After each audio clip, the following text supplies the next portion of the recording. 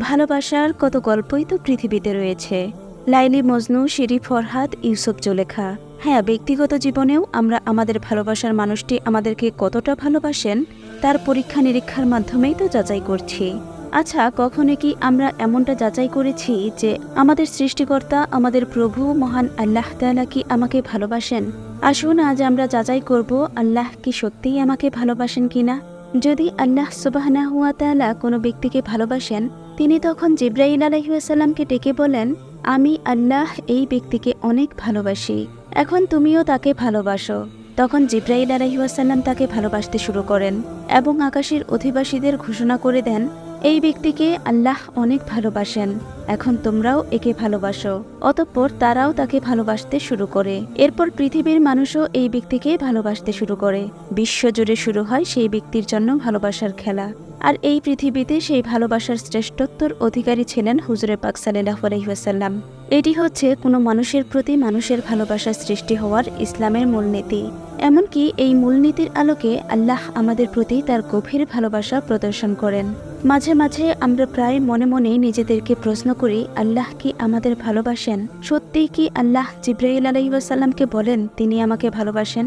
সত্যিই আল্লাহ আমাদের অনেক ভালোবাসেন? বিশ্বাস করুন, বান্দার প্রতি আল্লাহর ভালোবাসার নমুনা স্বরূপ কিছু আয়াত আপনাদের সামনে উপস্থাপন করছি। সূরা বাকারায় আল্লাহ রাব্বুল আলামিন বলেন, আল্লাহ তার বান্দার সহজ চান। কুরআনে আল্লাহ আরও বলেন, আল্লাহ মানুষকে সর্বোত্তম গঠনে সৃষ্টি করেছেন। আল্লাহ তাআলা রাব্বুল আলামিন আরও বলেন, আল্লাহ আমাদের সর্বোত্তম ভালো চান এবং আমাদের জন্য যা কল্যাণকর তাই তিনি করেন। সুবহানাল্লাহ। আল্লাহ রাব্বুল আলামিন তার সৃষ্টির ব্যাপারে সর্বোচ্চ ও অতুলনীয়ভাবে মনোযোগী। আল্লাহু আকবার। আল্লাহর এই ভালোবাসা পেতে হলে আমাদের কি করণীয়, কি গুণ আমাদের থাকতে হবে, আর থাকলেও তা কি আমাদের মাঝে যথেষ্ট পরিমাণ আছে? আল্লাহর ভালোবাসা সম্পর্কিত এই ধরনের আরও কয়েকটি প্রশ্নের উত্তরে আমাদের কোনো কোনো বিষয়ে মনোযোগী হতে হবে, তা আজ আলোচনা করছি। নাম্বার 1, আপনি কি সর্বোচ্চ অনুসরণীয় ব্যক্তি রাসূল সাল্লাল্লাহু আলাইহি ওয়াসাল্লামকে অনুসরণ করছেন? আল্লাহ রাব্বুল আলামিন আমাদের জীবন ধারণ চলাফেরা আধ্যাত্মিক বিষয়ে তার পছন্দের পথ দেখিয়ে দিয়েছেন, আর তার দেখানোর পথটি হচ্ছে রাসূল সাল্লাল্লাহু আলাইহি ওয়াসাল্লামের সুন্নতের পথের অনুসরণ, যেখানে আমাদের সর্বোত্তম কল্যাণ নিহিত রয়েছে। যারা আল্লাহর প্রেরিত শেষ নবী রাসূল সাল্লাল্লাহু আলাইহি ওয়াসাল্লামের পথে নিজেদের পরিচালিত করে, তারা আল্লাহর পথেই আছে, আর আল্লাহ তাকেই ভালোবাসেন যে তার দেখানো পথে চলে। পবিত্র কোরআনে আল্লাহ রাব্বুল আলামিন বলেছেন, হে মুহাম্মদ সাল্লাল্লাহু আলাইহি ওয়াসাল্লাম, বলো, যদি তোমরা আল্লাহকে ভালোবাসো তাহলে আমার অনুসরণ করো, আল্লাহ তোমাদের ভালোবাসবেন, তিনি তোমাদের গুনাহ মাফ করে দিবেন, আল্লাহ সর্বোচ্চ ক্ষমাশীল ও অতি দয়ালু। সূরা আল ইমরান আয়াত নাম্বার 31। দ্বিতীয়ত, আপনি সৎ কাজ করতে কতটুকু মনোযোগী। আপনি কি মডেলের গাড়ি ব্যবহার করেন তা আল্লাহ দেখবেন না, কিন্তু আপনি কিভাবে রাগ নিয়ন্ত্রণ করেন তা আল্লাহ দেখবেন। আপনার বাড়ি কতটুকু জায়গা জুড়ে আছে আল্লাহ তা দেখবেন না, কিন্তু দানের ব্যাপারে আপনি কতটুকু মহৎ তা তিনিই দেখবেন। আল্লাহ আপনার বেতনের অঙ্কের পরিমাণ দেখবেন না, কিন্তু আপনার চরিত্রের পরিমাণ দেখবেন।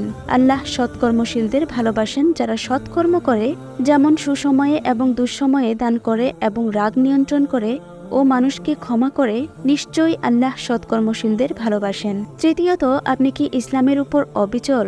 আপনি দুইটি বিষয়ের মুখোমুখি, যে কোনো একটি গ্রহণ করতে হবে। বিষয়টি সঠিক কিন্তু অবিচল থাকা কঠিন, অথবা বিষয়টি সহজ কিন্তু ভুল। আপনাকে অবশ্যই সঠিক বিষয়টি গ্রহণ করতে হবে। কঠিন পরিস্থিতিতে সঠিক পথের ওপর অবিচল থাকতে হবে, আপনাকে ধৈর্য ধরতে হবে। আপনি ন্যায় বিচার প্রতিষ্ঠার সংগ্রামে একেবারেই পরিশ্রান্ত, তবুও এর প্রতিষ্ঠায় আপনাকে অবিচল থাকতে হবে। হয়তো আপনার জীবন আপনার কাছে মূল্যবান, কিন্তু তা কুরবানি করতে হবে আল্লাহর সন্তুষ্টির জন্য। কিন্তু আপনাকে ধৈর্যের সাথে লেগে থাকতে হবে, কখনো আল্লাহর দেওয়া দায়িত্বে অবহেলা করতে পারবেন না। আল্লাহর ভালোবাসা পেতে হলে ধৈর্য ধরুন, আল্লাহ ধৈর্যশীলদের ভালোবাসেন। সূরা আল ইমরান আয়াত নাম্বার 146। নাম্বার 4, আপনি কি আল্লাহর উপর তাওয়াক্কুল করেন? যারা আল্লাহর উপর তাওয়াক্কুল করে তারা যখন ক্ষতি ও কষ্টের সম্মুখীন হয় তখন তারা মনে করে যে এটা আল্লাহর পরিকল্পনা। যারা আল্লাহকে ভরসা করে তারা বিশ্বাস করে তাদের দোয়া আজ হোক কাল হোক অবশ্যই কবুল হবে। যারা আল্লাহর উপর তাওয়াক্কুল করে তারা কখনো আশা হারায় না। আল্লাহর ভালোবাসার পাত্র হতে হলে আল্লাহতে দৃঢ় বিশ্বাসী হন। নিশ্চয়ই যারা আল্লাহর উপর ভরসা করে তিনি আল্লাহ তাদের ভালোবাসেন। নাম্বার 5, আপনি কি ন্যায়পরায়ণ? যারা ন্যায়পরায়ণ তারা কখনো অহংকারবশত অন্যের সাথে ভাষা ও সংস্কৃতির বৈষম্য দেখায় না। তারা হয়তো কাউকে অপছন্দ করে, তবুও তার ন্যায্য অধিকার আদায় করে। তারা সত্যের পক্ষে, এমনকি এই সত্য তার জন্য ক্ষতিকর হলেও অটুটভাবে সত্তাকেই সমর্থন করে যায় মৃত্যুর আগের দিন পর্যন্ত। আল্লাহর ভালোবাসা পেতে ন্যায়ের অবস্থানে থাকুন। পবিত্র কোরআনে আল্লাহ তাআলা বলেছেন, নিশ্চয়ই আল্লাহ ন্যায়পরায়ণদের ভালোবাসেন। নাম্বার 6, আপনি কি অতিরিক্ত কিছু ভালো কাজ করেন? হুজুর পাক সাল্লাল্লাহু আলাইহি ওয়াসাল্লাম ইরশাদ করেন, বান্দা তার উপর আরোপিত ফরজ কাজ আদায়ের মাধ্যমে আমার নিকটে চলে আসে। এছাড়া বান্দা যখন আমার পছন্দনীয় নফল কাজ করে তখন সে আমার আরও অধিক নিকটবর্তী হয়ে যায়। তখন তার কান আমার কান হয়ে যায়, যা দিয়ে সে শোনে। তার দৃষ্টি আমার দৃষ্টি হয়ে যায়, যা দিয়ে সে দেখে। তার হাত আমার হাত হয়ে যায়, তার পা আমার পা হয়ে যায়, যা দিয়ে সে হাঁটে। সুবহানাল্লাহ। সে যা চায় আমি দান করি এবং সে যদি সুরক্ষা চায় আমি তাকে সুরক্ষিত করি। সুবহানাল্লাহ। আল্লাহ আপনার নফল কাজে খুশি হয়ে বেশি ভালোবাসবেন। ফলে বলতে পারি যে এতক্ষণের আলোচিত অধিকাংশ প্রশ্নের উত্তর যদি আপনার ক্ষেত্রে হ্যাঁ হয়, তাহলে আল্লাহর ভালোবাসা অর্জনের ক্ষেত্রে আপনার সুযোগ হলো জেনে রাখুন তিনি আল্লাহ আপনাকে ভালোবাসেন। আপনি এগিয়ে যান এবং আপনার মনের এই সফলতা যেন অন্যের চেয়ে নিজেকে উত্তম ভাবার অনুভূতি না সৃষ্টি করে, এদিকে খেয়াল রাখবেন। আল্লাহর কাছে দোয়া করুন তিনি যেন আপনাকে ভালোবাসেন এবং তার পথে পরিচালিত করেন। তাদের জন্য দোয়া করুন যারা আল্লাহর ভালোবাসা অর্জনের চেষ্টা করে যাচ্ছে। এখন আসুন, আলোচিত অধিকাংশ প্রশ্নের উত্তর যদি আপনার ক্ষেত্রে না হয়, তাহলে দোয়া করুন আল্লাহ যেন আমাদের জন্য যা উত্তম তাই করেন এবং তিনি আল্লাহ যেন আমাদের হেদায়েত দেওয়ার মাধ্যমে তার ভালোবাসার পাত্র হওয়ার সুযোগ দেন, যাতে আমাদের অবস্থান থেকে আরও ভালো হতে পারি, যাতে আরও বেশি শান্তিপ্রিয় হতে পারি। আমরা এভাবে আল্লাহর কাছে আমাদের জন্য উত্তম কিছু এবং তার ভালোবাসা অর্জন করতে দোয়া করব ইনশাআল্লাহ। আল্লাহ যেন তার পথে আমাদের অবিচল রাখেন। আল্লাহর ভালোবাসা অর্জনে আমাদের পরিপূর্ণতা অর্জন প্রয়োজন নেই, তবে যা আমাদের জন্য কল্যাণকর তাই চাইব। তার কাছে যিনি অত্যন্ত ক্ষমাশীল ও প্রেমময়। আবু দারদা রাদিয়াল্লাহু তাআলা আনহু কর্তৃক বর্ণিত, নবী সাল্লাল্লাহু আলাইহি ওয়াসাল্লাম বলেন, 3 ব্যক্তিকে আল্লাহ ভালোবাসেন, তাদের প্রতি সন্তুষ্ট হয়েই হাসেন এবং তাদের কারণেই খুশি হন। প্রথম সেই ব্যক্তি যার নিকট সদলের পরাজয় প্রকাশ পেলে নিজের জান কোরবানি দিয়ে হলেও আল্লাহ আজ্জা ওয়া জাল্লার ওয়াস্তে যুদ্ধ করে, এতে সে শহীদ হয়ে যায়, নতুবা আল্লাহ তাকে সাহায্য করেন ও তিনিই আল্লাহ তার জন্য যথেষ্ট হন।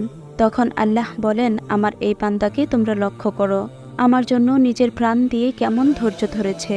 দ্বিতীয় সেই ব্যক্তি যার আছে সুন্দর স্ত্রী এবং নরম ও সুন্দর বিছানা, কিন্তু সে এসব ত্যাগ করে রাতে উঠে নামাজ পড়ে। এরূপ ব্যক্তির জন্য আল্লাহ রাব্বুল আলামিন বলেন, সে নিজের প্রবৃত্তিকে দমন করে আমাকে স্মরণ করছে, অথচ ইচ্ছা করলে সে নিদ্রা উপভোগ করতে পারত।